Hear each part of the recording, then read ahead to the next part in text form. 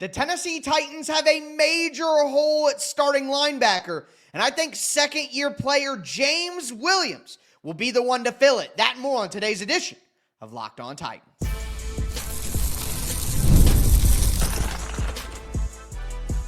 You are Locked On Titans, your daily Tennessee Titans podcast, part of the Locked On Podcast Network, your team every day.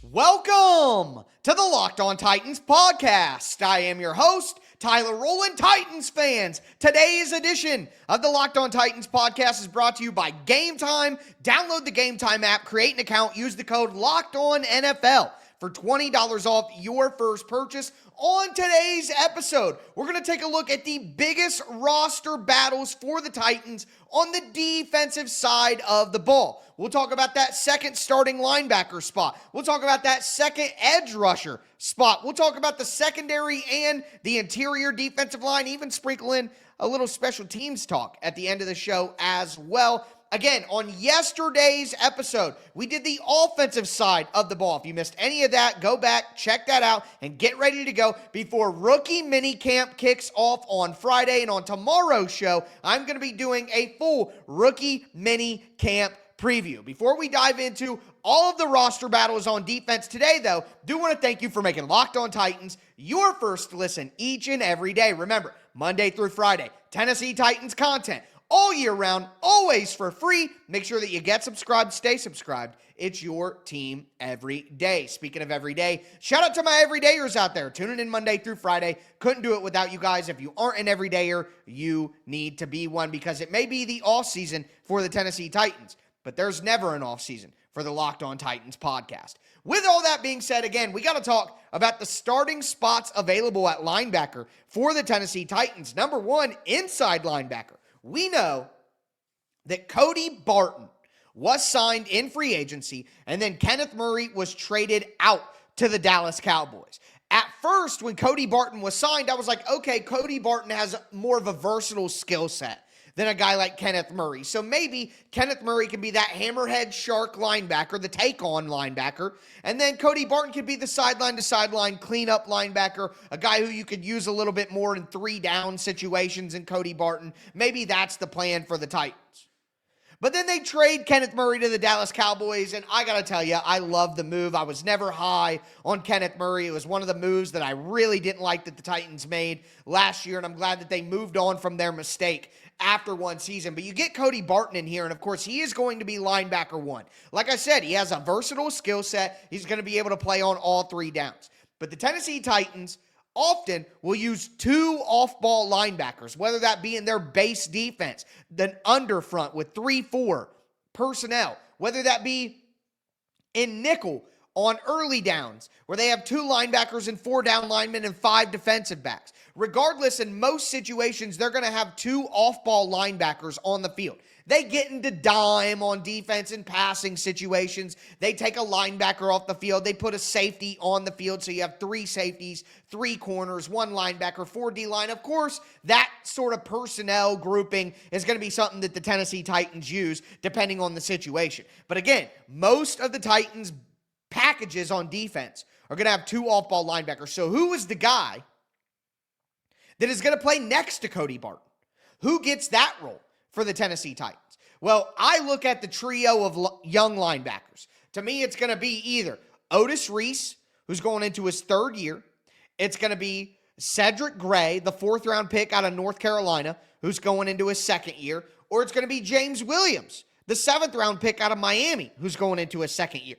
And if I have to pick between one of those 3 players, I'm going to go with James Williams out of Miami. Williams has the best size of the group. Him and Otis Reese are both a little bit bigger than Cedric Gray in terms of their overall size and mass. And James Williams is a former safety, so I wouldn't call him a coverage linebacker. I think a forward, more physical linebacker is going to be his role in the NFL, but there at least is more coverage familiarity than maybe some of the other guys. Cedric Gray was billed to be somewhat of a versatile coverage linebacker, so I think if everyone was equal, Cedric Gray would be the best choice because Otis Reese and James Williams are more downhill, physical hitting players. Cedric Gray is expected to be the coverage linebacker, but I don't know. I don't know why it is. I can't pinpoint on it. I try to give you guys the most logic that I possibly can. But something about it, I just feel like James Williams takes the step forward this year. I liked his skill set out of Miami. I liked his size. He was more available in 2024. He played more often than Cedric Gray because Gray was dealing with the injury from training camp all the way through. Something about James Williams, I just feel like there's something in there. And I think when we talk about which of these three lines, maybe the Titans say, screw it, we're going out and getting C.J. Mosley. Maybe that happens. But when we look at these three young linebackers and which one I think takes that spot, I'm going to go with James Williams. Let me know who you guys think takes that spot. But there's another starting spot open at linebacker, and it's outside linebacker. Look, we so often say edge, and that's what I say now. It's edge. Let's just talk about edge rushers because defensive end, outside linebacker, the NFL is mostly played in nickel these days where you have 4 defensive linemen. So outside linebacker, defensive end, if you're on the edge, you're on the edge. Everyone knows what it means. But at the end of the day, for the Titans, they are a 3-4 base defense. They're an under front team.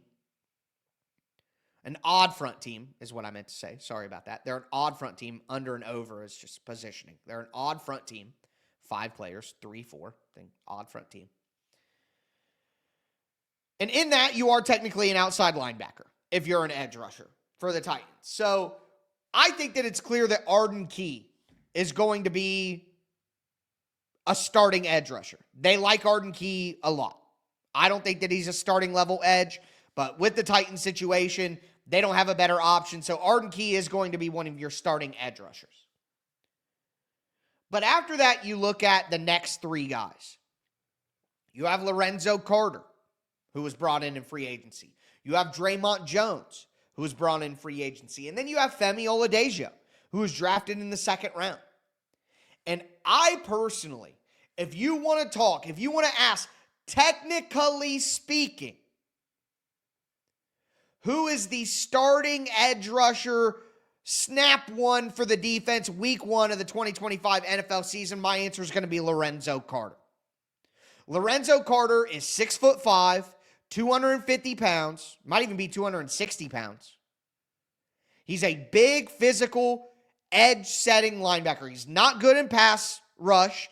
He's a guy who's had 3 sacks, I think, total in 3 seasons. He is not a pass rusher. He is an edge-setting, physical, run-stuffing linebacker. And with what the Titans did not have last year, and what Arden Key is not, and that's an edge-setting, run-stuffing linebacker, I think you're going to need Lorenzo Carter out there on snap 1, down 1 to play against the run. But I will tell you this. Out of these 3 players, Lorenzo Carter, Dre'Mont Jones, and Femi Oladejo, I think it's Dre'Mont Jones that plays the most snaps because he can play on some run downs as an outside linebacker. He can play on passing downs outside on the edge or inside as an interior rusher. Dre'Mont Jones' versatility gives him the upside to play the most snaps. So if you want to ask me who's out there on snap 1, I say it's Lorenzo Carter. You want to ask me who plays the most? I say it's Dre'Mont Jones. And of course, we talked about Femi. Femi's a developmental guy. He's going to play a lot more at the back end of the season. But I think early on, you got to lean on the veterans and give Femi time to develop as a player. But with that being said, let's talk about the secondary. Do want to let you guys know that today's episode is brought to you by Game Time. Look, Game Time is the best place to buy tickets. And right now, the NBA playoffs are going on, and there is no atmosphere like an NBA playoff game. Every bucket, every defensive stop, every moment feels huge. It's electric in the arena, and with Game Time, you can be a part of it without the stress of last-minute ticket hunting. Game Time makes it fast and easy to get playoff tickets, and after those games on Monday night, woo, man, be a great time to go check out the NBA playoffs. Even when demand is sky high, prices on the app actually go down as you get closer to tip-off, and their last-minute deals could save you up to 60%. The best features, you get a panoramic view from your seat, you get all-in pricing, so no surprise fees at checkout. Take the guesswork out of buying tickets with Game Time. Download the Game Time app, create an account, use the code LOCKEDONNFL for $20 off your first purchase. Terms apply. Again, create an account, redeem the code LOCKEDON NFL for $20 off. Download Game Time today. Last minute tickets, lowest price guaranteed.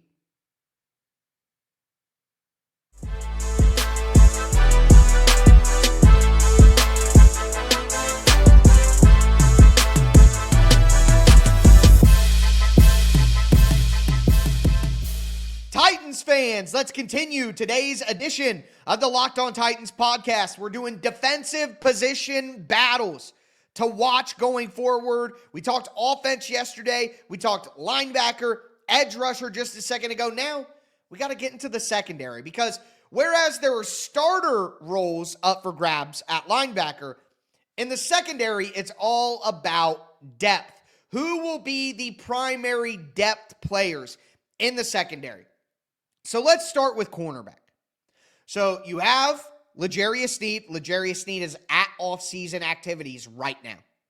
This set of veteran off-season activities that is happening ongoing as we speak before rookie minicamp, L'Jarius Sneed is in attendance. So hopefully that quells some people's concerns. Probably not, but felt worth mentioning. But you have L'Jarius Sneed at the top, your number one corner. Then you have Jarvis Brownlee Jr. on the outside. You have Roger McCreary in the slot. That is solidified. I think that I would go as far as to say that cornerback 4 has been solidified as well with Darrel Baker Jr. I cannot believe what's happened with Darrel Baker. The Colts had one of the worst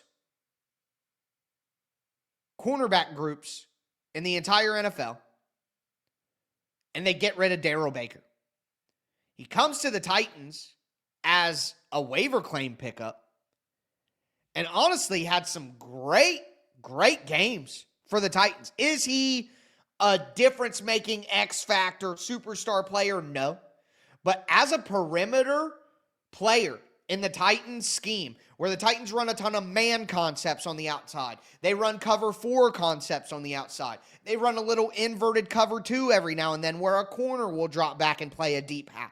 With all the different things that the Titans are asking their outside cornerbacks to do, Darrel Baker actually did a lot of it very, very well. He was not a disaster out there like we had seen with like Trey Avery.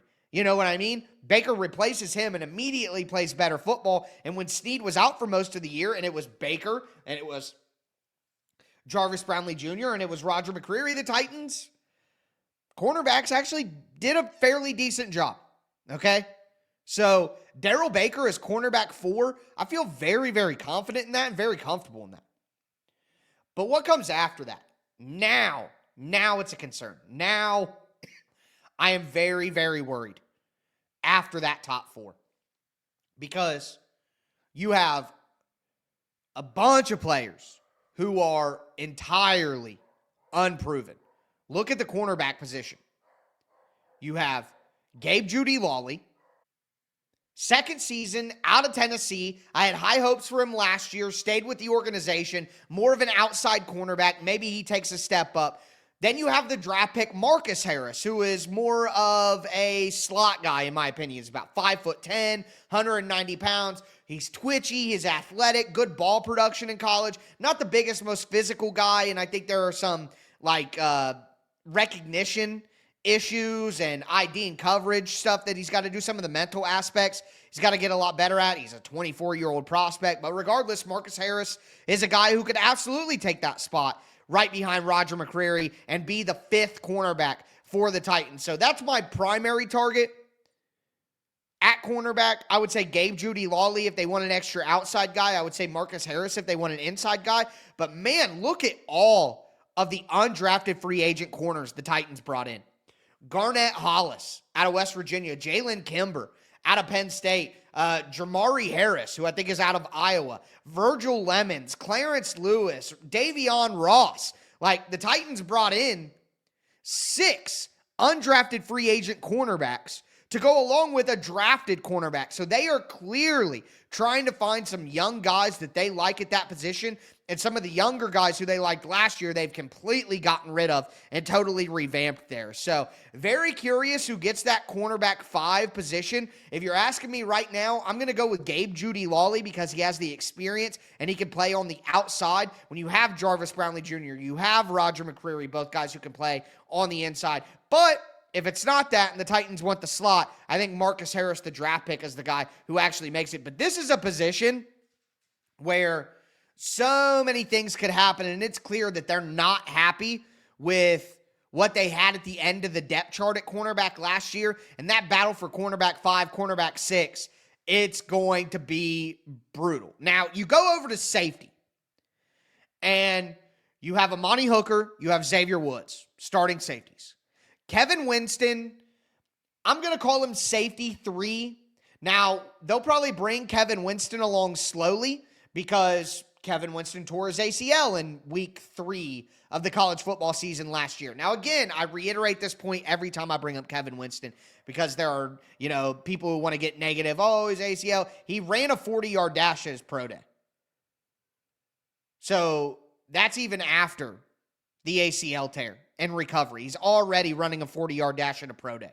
So I'm not as worried about Kevin Winston, but at the end of the day, the Titans should bring him along slowly, make sure he's fully healthy, make sure he's back to full strength. But I'm going to put Kevin Winston as safety 3 because that's eventually the case. So who's going to be the person behind him? Who's going to be the next guy? You got Mike Brown, who is a guy who I've always been higher on than other people. The Titans bring in Mark Perry off waivers, a guy who comes from the New England Patriots. You still have Julius Wood, who is working with the Titans at the activities. He got a big feature in the Tug of War video that they put out. And then you have Kendall Brooks, who's an undrafted free agent from last year, I do believe. But none of those names really stick out to me other than Mike Brown, who I've been pumping up all along. I think the Titans will want to keep 5 safeties. Julius Wood and Mike Brown would be my choice there. But when we're talking about actually playing out on the field as a safety, there's no doubt in my mind that safety 4 is Mike Brown. There's no doubt in my mind. I think early in the season, the safety 3 will be Mike Brown because they'll want to wait and let Kevin Winston kind of get his feet wet and get ready to go. So Mike Brown will be the 3rd safety week 1. But I think this is a position, safety, where we could truly see the Tennessee Titans look to churn some things. We could truly look for the Titans to pick up guys off waivers, maybe make a small veteran swap trade, maybe, look to make a bigger trade. No, they're not making a bigger trade, but this is where I could still see them sign some veteran help, where I could see them making a move. Safety is a position I think they're going to churn quite a bit as we start getting into these activities, these OTAs, and ultimately, training camp is where the real churn is going to take place. But with that being said, we got to talk about interior defensive line, which, once again, for another year, I hate the Titans' depth on the interior defensive line. Plus, let's talk about kick returner. Before we do want to let you guys know that today's episode is brought to you by Upwork. Scaling your business requires the right expertise at the right time. With Upwork, you can find specialized freelancers in marketing, development, design, and more. Experts who are ready to help you take your business to the next level. Upwork gives businesses flexibility by connecting them with top freelance talent across multiple industries, including IT, AI, web development, marketing. Whether you need extra hands for a project or a long-term partner, Upwork makes hiring simple and affordable. You can find the right talent, find yourself a freelance expert who delivers incredible results, and you can post your job for free. And it's simple, and within a day, you'll have multiple qualified candidates to choose from. Visit Upwork.com right now and post your job for free. That's UPWORK.com,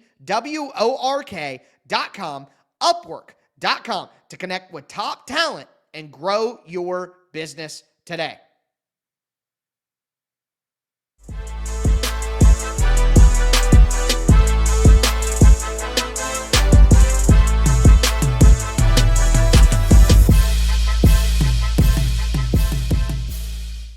Titans fans, let's cap off today's edition of the Locked On Titans podcast. We're looking at the defensive roster battles. We talked offense on yesterday's show. We talked defense on today's show. Remember, tomorrow is going to be a rookie mini camp preview. We're going to zoom in, look at all the rookie class, guys that I'm looking to step up, things like that. Now, do want to cap off today, and we got to talk about interior defensive line. Before we do, though, do want to thank you again for making Locked On Titans your first listen. For your second listen, check out Locked On NFL Scouting. You want to know more about the rest of the league, you want to know more about football, you could do it with Locked On NFL Scouting with the draft dudes. But with that being said, interior defensive line, once again, I hate the depth.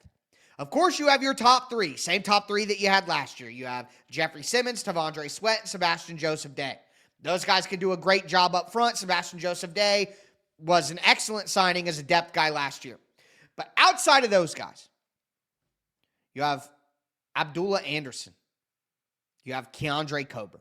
Those are your two veterans. And look, Keandre Coburn has been a guy that, while I'm not overly enamored by him, played pretty well last year in spot duty at times. I mean, that backup defensive line got absolutely rolled in some games. Think about the Colts game. Think about the Commanders game. The backup defensive line got blown off the ball, okay? But Keandre Coburn had some good moments. Also, he's a mentor for T'Vondre Sweat. He's got it, that was something. Nobody benefited more from the draft pick of T'Vondre Sweat than Keandre Coburn, who now gets a job no matter what because he was a mentor for Sweat at Texas, and they got to keep his locker right by Sweat's. So Keandre Coburn probably going to stick around. I can live with that. But Abdullah Anderson, not good enough. They brought in another spot. They brought in 4 undrafted free agents. Cam Horsley, Philip Bleedy, Isaiah Rakes, Devontae O'Malley. Why would they bring in that many undrafted free agents? Well, the answer is because they hate their group. Same thing with the cornerbacks.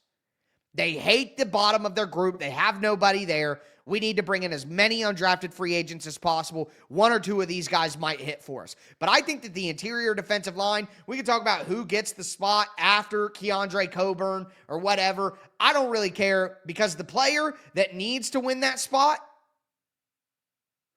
isn't on the roster right now, in my opinion. This is interior defensive line is a massive area where the Titans need to add other players from other teams.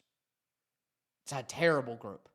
And everybody said I was crazy for being so down on the interior defensive line depth last year. And then look at the Titans' run defense fall off a cliff in some games. So they need much better players on the interior defensive line. We can talk about who's going to win those battles. But what I see right now, I don't really care. Let's get somebody else in here. But do want to spend some time on special teams. And we know that kicker is going to be Joey Sly. Punter is Johnny Hecker. All right. But what about return? That is a roster spot and a roster battle that may be the most heated of all of them. Think about how many guys could potentially get involved in the returner battle. I mean, you have Jaquan Jackson, who, if he isn't able to figure that out, he's getting cut, which I think he's getting cut anyway, no matter what. Mason Kinsey has continued to buy himself opportunity after opportunity because he can be a reliable punt returner to catch the ball and get down. Okay? I think you're going to see Bryce Oliver maybe get some opportunities at that. James Prochet was signed as a free agent to be a returner. Chim Dike was drafted at the beginning of the 4th round and was cited for his return ability. You go to the other side of the ball, you never know who might return. Amani Hooker is someone who's been involved in that. Can any of these undrafted free agent cornerbacks be a kick returner? I think it's a possibility. So, Prochet, DK, Jackson, Kinsey, who else?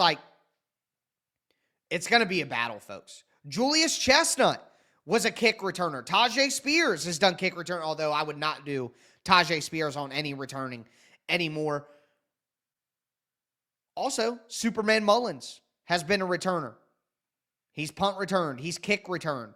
So I think that Kyle Mullins is a guy that makes a ton of sense as a returner. There are so many options, and the need is so massive that this is going to be an awesome position battle to watch throughout the offseason. I cannot wait. But it's a big roster spot. And you know what? I'm going to go with Chim DK. I think Chim DK, because they want to develop him as a receiver, he also gives them good ability there as a returner. I think he's the guy who ultimately wins that battle. But again, rookie mini camp kicks off on Friday. Full rookie mini camp preview coming out on tomorrow's show. Can't wait to dive into all of that. But that is going to do it for me today, folks. As always, I am your host, Tyler Rowland, and this was Locked On Titans.